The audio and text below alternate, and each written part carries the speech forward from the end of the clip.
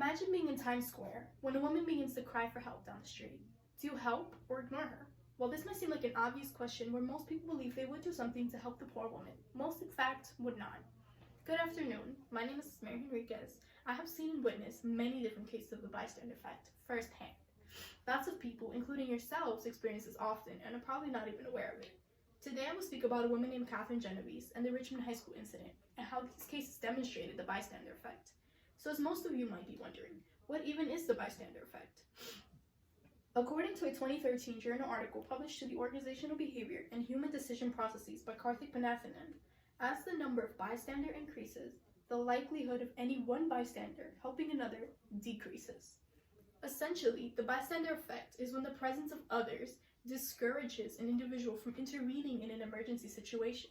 For example, not helping out someone who is crying for help in a crowded mall and not really thinking twice about it because there are other people there who you think could do something. People do less when others are around. Now let's put this into real life examples.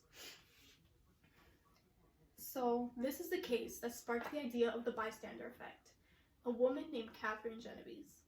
According to a 2012 study published to the Safety and Health Practitioner by Smith Percy, in essence, the 38 witnesses felt no responsibility to act because there were so many witnesses.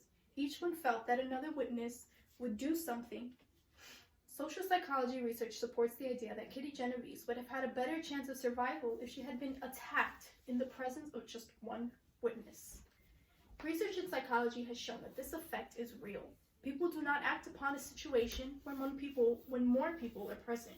In Genovese's case, 38 people heard her screaming for help, and most only watched or continued to mind their business because they knew other people were seeing and hearing the same thing. These people say they didn't have anything to help because others were present, and in the end, no one did anything at all. Now we'll look at more cases after this one where we clearly see this idea of the bystander effect. So the Richmond High School incident. According to a study published in 2011 to APA PsycNet by Fishner and other authors, their attitude, as much as anything else, will help determine whether things get reported or not, and whether they have a true overall picture of the safety of their plant or premises.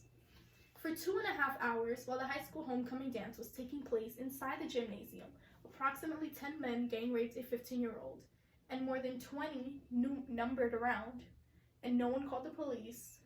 No one went inside to tell a security guard or a policeman. In this case, the assistant principal did not call the police or alert any teachers or students. He returned to his job and ignored them after seeing what was happening through his office window. This becomes a clear case of the bystander effect because everyone involved seemed to ignore the situation at hand. They simply did not give it any importance because they weren't the only ones there. The assistant principal himself did not see the danger or importance of what was happening under his own nose after having witnessed it himself. But some people may still not be too convinced. Some people may say this is fake and just a coincidence that people ignore emergency situations when there are more people present. But many experiments of the bystander effect were conducted where it clearly shows people intervening when they are alone as opposed to around others.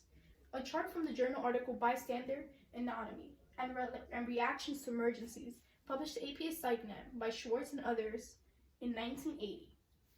So this is the graph that I got from this journal article, and this line represents the people who were absent, meaning they were alone by themselves, in which a violent theft was taking place, and this line represents when others were present.